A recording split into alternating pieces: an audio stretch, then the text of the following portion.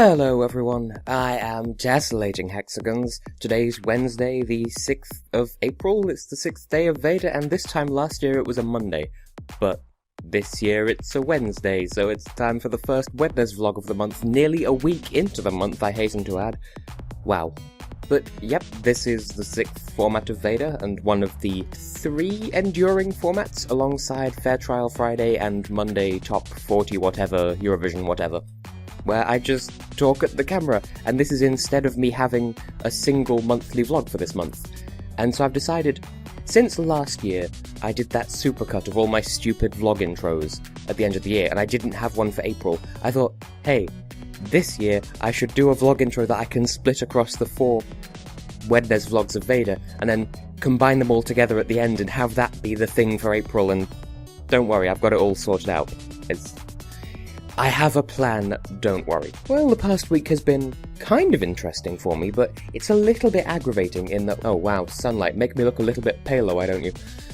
But yeah, the past week or so, it's kind of aggravating because there are some really exciting or otherwise monumental things that I could potentially talk about, but I shouldn't. One of them is a thing that's happening in my personal life that's, like, actually not that interesting. Like, it's important to me, but it's not important to anyone else. For the purposes of entertainment, anyway.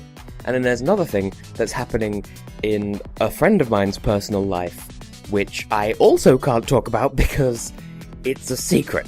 And I can't broadcast that to the internet because I know that friend of mine is going to watch this video, and I'm not going to spoil it for them because— oh, but it's exciting though. And then there's a third thing which I also can't talk about, which pertains to a different friend of mine, which is kind of similar in nature, but again, can't talk about it.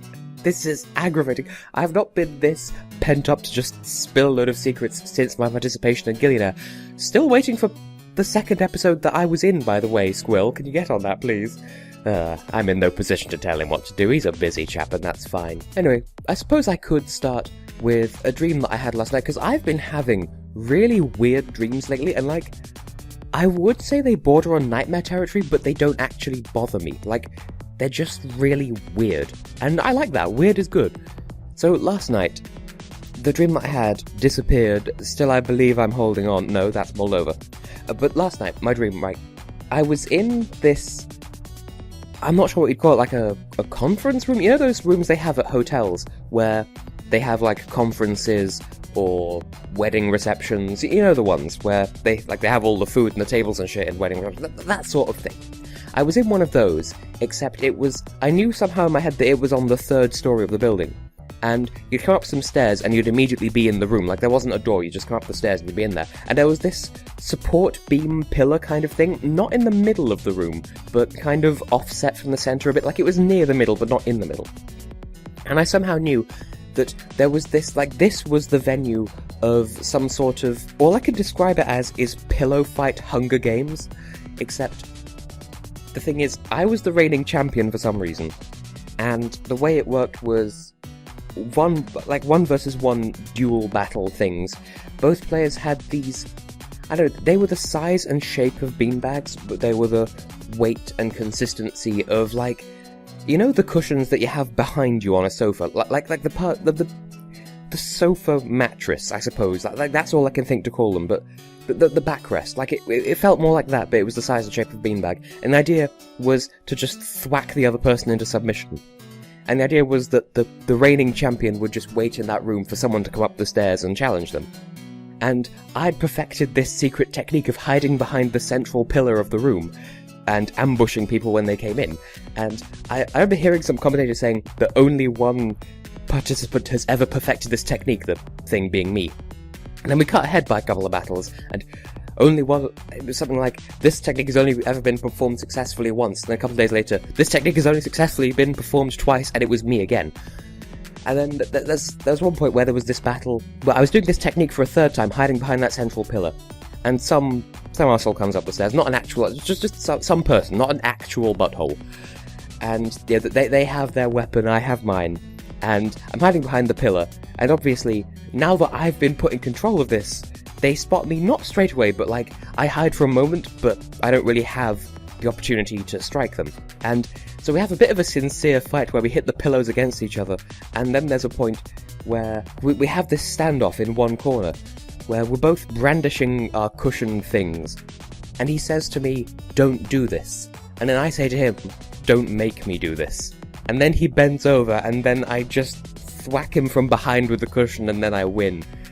And that's not the only thing, there was a completely separate dream within the same cluster, where, I forget exactly what it was, it's hard to describe, but I think I was staying with my cousins who live in Yorkshire, and that was just our family arrangement. I slept on the top bunk of a 3-layer bunk bed, and then the next bunk down was offset to the side a little bit, and there was a drawer underneath underneath the mattress there was a drawer in it.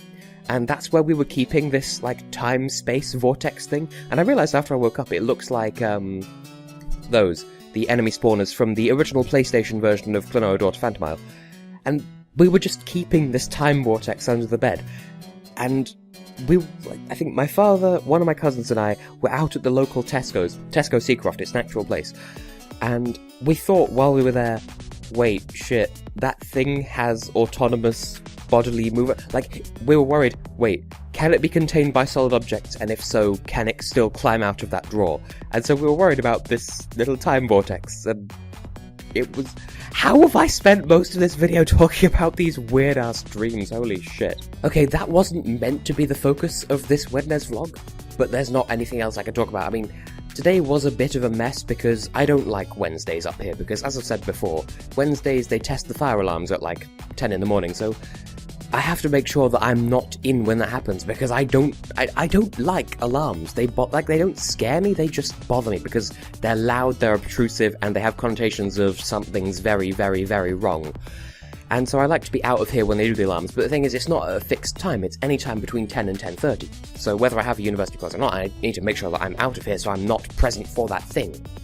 And there was a thing that I needed to go and do today anyway, so I thought, okay, I'll get up nice and early, and I did, and then I went out and went to do the thing, and I got to I'm kind of being a bit about the details here, because it's a thing that I don't want to go into the specifics of it, because it's kind of boring and kind of personal anyway, but I had to go out and do a thing. And while I was out doing this thing, I get to where the thing is, and I'm told, oh, sorry, you can't do this thing right now, come back at 1 in the afternoon. I'm like, it's fucking 10 AM, am I supposed to just go home and come back later? I didn't object, because, I mean, I went back later today and I got the thing done, it was fine. It's just a mild inconvenience, given that, I mean, I live 10-15 minutes walking distance away from the thing, so it wasn't that bad of an inconvenience, and I was out of the flat when they did the fire alarm thing, so all was well. It just meant that I had to go out again a little bit later, and that was kind of annoying, but all was well in the end. I guess that's all.